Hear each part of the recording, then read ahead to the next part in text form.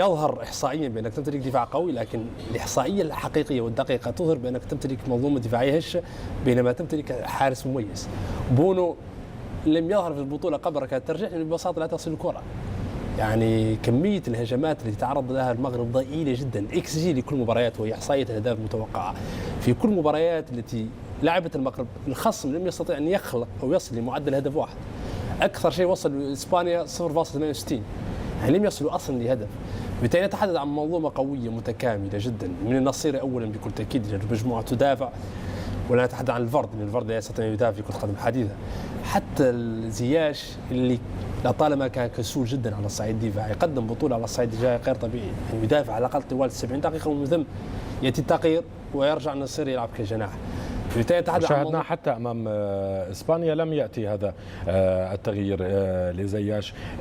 خالد، المنتخب المغربي ليس لأننا نحبه، ليس لأنه منتخب عربي ومنتخب إفريقي نحن نتحدث عنه بهذه الطريقة. النقطة التي أشار إليها المحمدي، سؤالي كيف استطاع الركراكي إقناع هؤلاء اللاعبين الذين يمتلكون مهارات فنية عالية يريدون اللعب بالكرة، يريدون الهجوم، أن يركنوا إلى الدفاع برأيك؟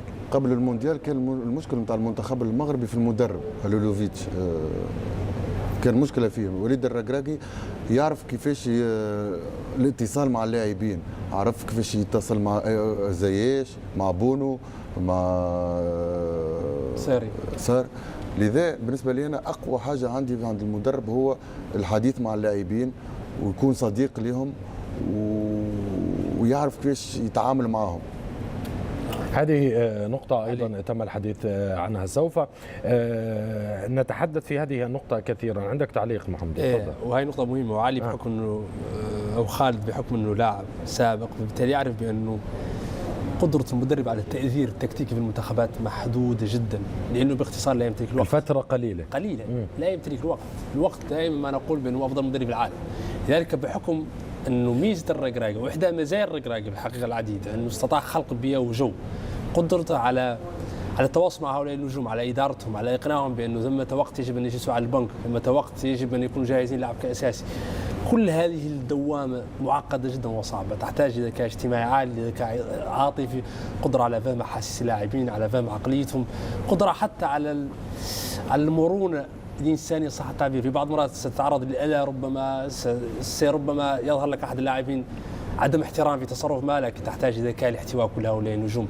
حالوزيتش أخفق في هذه المسألة، وطبيعي مدرب رجل صدامات، رجل دوغمائي، لا يستمع، لا ينصت، يفرض شخصيته بشكل. لكن كان عنده الوقت الأكبر من الركراكي. صحيح، لكن المشكلة أنه خلق مجموعة من الصراعات، بينما الحقيقة أنه الركراكي كان رجل إطفاء صح التعبير، أنه رجل جاء لإطفاء كل هذه الحرائق.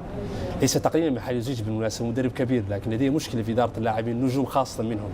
ميزة الركراكي أنه أعطى جو من السلام، من الطمأنينة لكل هؤلاء اللاعبين. بالمناسبة ليس من السهل أن تقنع حمد الله أن يجلس على البنك طوال هذه البطولة. صحيح. بل لا تشركوا أصلا في المباراة الرابعة أمام إسبانيا. تقنع زياش بأن يدافع. وتشركوا بأنه يتقبل. من فعلها قبل الركراكي؟ تفضل كابتن خالد. رجعت الروح في زياش، الروح تاع زياش رجعت، مش زياش تاع العادة، نسير يدافع، عنده 26 لاعب، 26 أسد. القوة نتاع المدرب هو الاتصال ما بين اللاعبين، على غرار إيرفي رونار كيفاش يتصل مع اللاعبين السعوديين. بالنسبة لي أنا القوة نتاع المدرب تمكن أنه كيفاش يتصرف مع اللاعبين وكيفاش يتصل بهم. لكن خالد، أيضا إذا تحدثنا عن هذه النقطة كثيرا وبأنها واحدة من أهم الأمور، وكأننا ننسى بأن الركراكي أيضا عمل تكتيكيا مع الفريق بشكل جيد جدا. هو تكتيكيا أوكي، لكن في ظل وجود عديد من النجوم صعب أنك تتصرف معهم تصرف كما هالوفيتش.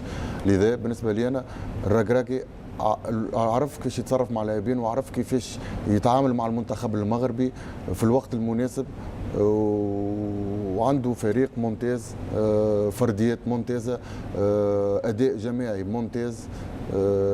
شكرا وليد ركراكي على الفخر هذا، وشكرا للاعبين بالإضافة إلى وليد. سوف نذهب إلى عمرو فهمي وإبراهيم خضر مراسلين من مقر إقامة المنتخب البرازيلي ومقر إقامة المنتخب الأرجنتيني. أهلا وسهلا بكما. نبدأ من المنتخب البرازيلي ومعك عمرو، كيف هي الاستعدادات لمباراة الغد في مقر الإقامة، الجاهزية بالنسبة للاعبين؟ ويوصف البرازيليون بأنهم محظوظون بالمشوار حتى نصف النهائي وكأنهم ضامنون لذلك الوصول. مرحبا بك علي. في الواقع ما قلته أنت للتو يعني هذه العبارة التي لابد أن يحذر منها البرازيليون، لأن فعلا كما تقول لاحظنا نوعا من الثقة الزائدة بين الصحافة البرازيلية، يعني بعض الزملاء الصحفيين من البرازيل يتحدثون وكأن الأمور شبه محسومة. هم يتحدثون باحترام، يعني لم ينتقصوا من احترام كرواتيا، ولكن يقولون أن كرواتيا ربما فريق تقدم في السن نوعا ما، يعني مودريتش بيريسيتش، يعني أسماء صارت كلها في الجهة الأخرى من العقد الرابع من العمر، ومن ثم العامل الزمن ربما أو الحيوية والانطلاق لصالح البرازيل، لصالح فينيسيوس ورافينيا وحتى نيمار ويعني كل هذه المجموعة.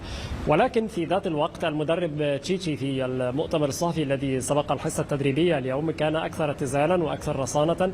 قال إن منتخب كرواتيا لديه مميزتان أساسيتان، الأولى هي المرونة الكبيرة جدا في التأقلم مع ظروف المباراة، والثانية هي قوة الاحتمال. ويتحدث تحديدا عن مباراة كرواتيا واليابان في الدور ثمن النهائي، لأن كرواتيا لعبت 120 دقيقة كاملة ونجحت في حمل المباراة إلى ركلات الترجيح التي تبرع فيها والتي تفوقت فيها في أكثر من مرة في مونديال روسيا الماضي وحتى أمام اليابان في هذا المونديال هنا في قطر.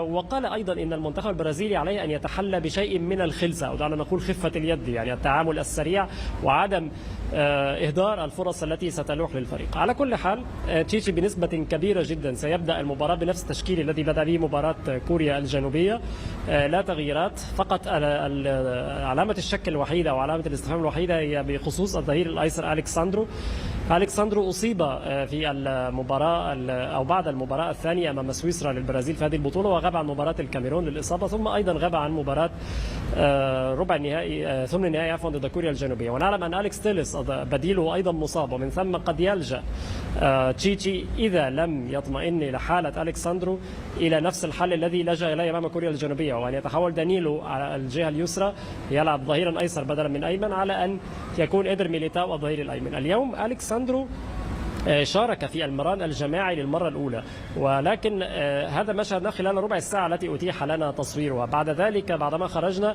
لم يكن من الواضح إذا كان أليكساندرو قد استعاد كامل عافيته أم لا. حتى حينما سئل تشيتشي في الندوة الصحفية عن هذا الموضوع قال إن أليكساندرو حتى الآن لم يقم بالحمل التدريبي كاملا، هو متعرض لإصابة تحديدا في مفصل الفخذ الأيسر، يعني عند الخاصرة تقريبا، وهذه الإصابة ربما تشتد عليه إذا قام بمجهود مضاعف بهذه الساق اليسرى، وهو ظهير أيسر يعني يرفع الكرات العرضية بالساق اليسرى عادة، ومن ثم ربما قد تتفاقم الإصابة مع أي لعبة خطرة. أعتقد أن الصورة صارت واضحة أمام تشيتشي تحديدا بعدما أخرج الكاميرات من الميران للتأكيد، شاهد مدى جاهزية أليكساندرو للعب هذه المباراة من عدمها، ولكن أمام الصحافة لا يزال حتى الآن السيناريوان قائمان، إما أن يلعب أليكساندرو منذ البداية في حال تعافيه، وإما أن يكون دانيلو بديلا له على أن يستمر إدر ميليتاو في شغل مركز الظهير الأيمن. بخلاف ذلك كل الخطوط يعني ممتازة لصالح البرازيل، لا بديل عن ثنائية كازيميرو باكيتا في خط الوسط، رافينيا على الجناح الأيمن، فينيسيوس على الجناح الأيسر، ونيمار خلف رأس الحربة الوحيد ريتشارلسون، وتياغو سيلفا وماركينيوس في قلب الدفاع، ومن ورائهما الحارس أليسون. هذا هو تشكيل البرازيل بنسبة 99%. فقط الشك الوحيد كما قلت هو متعلق بالظهير الأيسر، وسيترتب عليه في ضوء المعطيات أيضا هوية الظهير الأيمن في هذه المباراة. لكن بلا شك هي مباراة كبيرة، وتسعى البرازيل يعني لتكرار فوزها على كرواتيا في آخر مواجهة جمعتهما في كأس العالم، وكانت في افتتاح نسخة 2014 في ساو باولو. وقتها فازت البرازيل ب3-1، وإن كانت وقتها قد تعرضت انتقادات كبيرة من الصحافة الكرواتية بدعوى أن كانت هناك مجاملات تحكيمية خصوصا في ركلة الجزاء التي سجلت منها البرازيل الهدف الثاني وقتها. على كل حال سنرى ماذا سيحدث غدا في استاد المدينة التعليمية. شكرا شكرا جزيلا لك عمرو على كل هذه المعلومات وكل هذه التفاصيل عن المنتخب البرازيلي. أذهب إلى القطب الآخر في القارة، المنتخب الأرجنتيني وتحديدا إلى مقر إقامة حيث يتواجد إبراهيم خضر. الأرجنتينيون يتمنون أن يكون العبور من بوابة هولندا حتى تكون الثالثة ثابتة بعد آخر نهائيين حصلوا فيه على الفضة. إبراهيم. بالفعل علي، مساء الخير. هذه واحدة من الأمور التي تدار أو تثار حول هذه المباراة مع هولندا. الأول هو ذلك العام 2014 عندما وصلت هولندا والأرجنتين لنصف النهائي وبركلات الترجيح. حينها كما نذكر تشيكيتو روميرو كان هو البطل وهو من صد الركلات وتأهلوا للنهائي أمام ألمانيا. اليوم الحال مختلف بعض الشيء. هناك أمران مهمان في تشكيلة سكالوني عليهم علامات استفهام. الأولى دي ماريا، هل تعافى بالكامل دي ماريا وسيعود للتشكيلة الأساسية بالعلم أنه غاب عن المباراة الماضية أمام أستراليا؟ والثانية هي بعض الأوجاع التي يعاني منها ديبول في رودريغو ديبول في وسط الميدان، وهل سيتم استبداله أم لا؟ اليوم في الندوة الصحفية مع الإعلاميين سكالوني وبخ نوعا ما الصحافة الأرجنتينية وقال أنتم تسربون معلومات من داخل هذا المخيم، من داخل هذا المعسكر للفريق الخصم. هل أنتم تلعبون لصالح الأرجنتين أم تلعبون لصالح هولندا؟ حددوا موقفكم. هذا كانت عبارته في الندوة الصحفية. لكن أيضا من الناحية الأخرى تبدأ هذه التساؤلات. نعرف سكالوني أنه لا يريد ولا يرغب بأن يكون هناك أي لاعب ليس جاهز 100% على أرض الميدان. فبالتالي السؤال هو هل سيجازف برودريغو دي بول ويدخله لوسط الميدان أم سيبعده ويدخل محل بدل منه إنسو فرنانديز، وبالتالي يكون إنسو ومن ثم ماكاليستر وباريدس في خط الوسط. وإذا خرج دي ماريا من سيكون البديل عنه؟ هل هو ليساندرو مارتينيز أم بابو غوميز؟ وأيضا هناك ليونيل ميسي وخوليان ألفاريز. نعرف اليوم أن لوتارو مارتينيز يبدأ من دكة البدلاء لأن خوليان ألفاريز هو من استطاع أن يفوز بهذا المركز في المباراتان الماضيتان. وبالتالي هذه شكوك تحوم من وسط الملعب إلى الأعلى.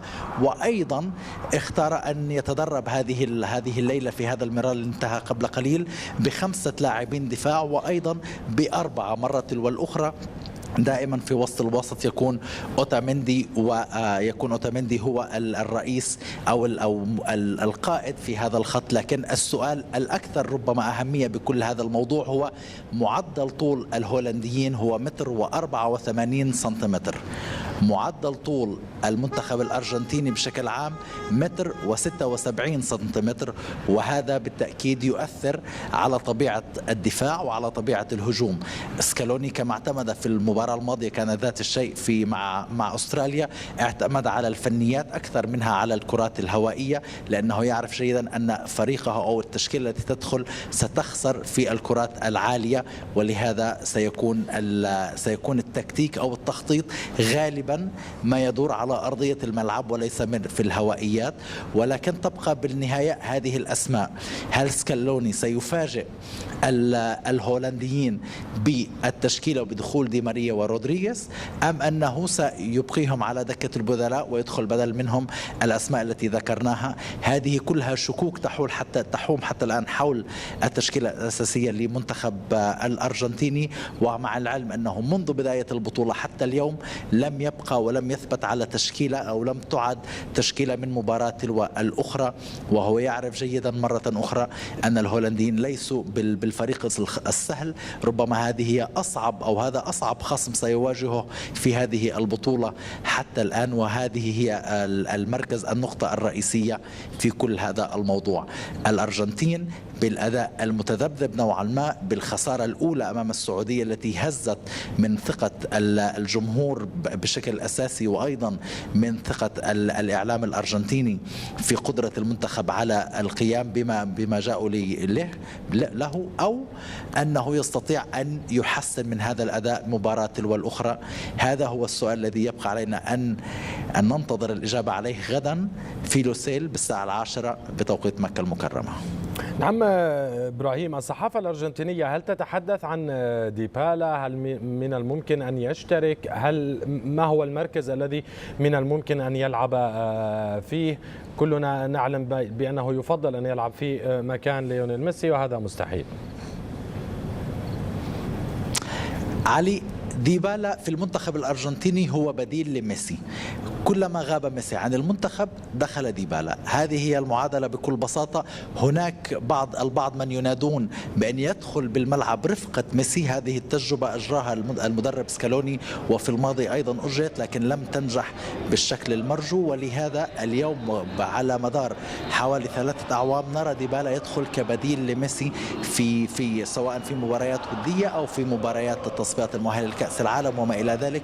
واليوم يبقى على دكة البدلاء، مع العلم أنه جاهز بنسبة 100% ليكون حاضر في المباريات، لكن طالما هناك ليونيل ميسي وهذه المباراة 1001 له، وطالما هو موجود، من هو المدرب الذي يستطيع أو يجرؤ على تبديل ميسي بأي اسم آخر؟ هو الاسم الوحيد منذ أعوام سكالوني يقول له الأفضلية، له الأولوية، وهو الذي سيكون دائما حاضر.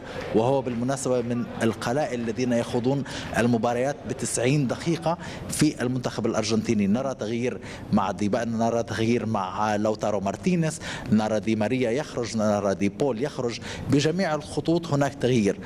هناك ديبو مارتينيز لا يخرج من حراسة المرمى، وليونيل ميسي لا يخرج من الهجوم.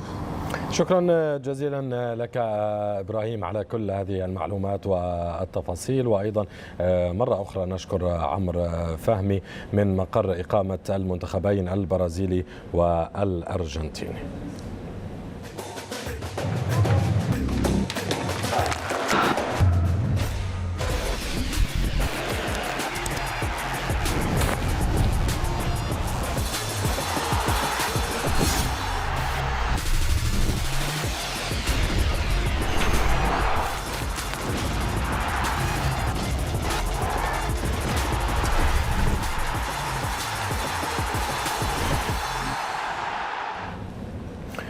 إذن أكد تشيتشي مدرب المنتخب البرازيلي أنه ركز خلال التحضيرات على المهارات الفردية والجماعية. أما لاعبه دانييلو فأكد أن منتخب بلاده مطالب بتوخي الحذر أمام كرواتيا. هنالك الكثير من المهارات الفردية، وأنا أركز في التدريب على المهارات الفردية والجماعية لكي تفي بمعاييرنا ونلعب بأعلى مستوى من الأداء ونحقق الفوز في المباراة القادمة. علينا أن نكون حذرين في اللعب. كرواتيا شاركت في العديد من المرات من كأس العالم ولهم باع طويل، ولديهم لوكا مودريتش على سبيل المثال، ويؤدون أداء جيدا وفي أشد تركيز. أعرب مدرب منتخب كرواتيا زلاتكو داليتش عن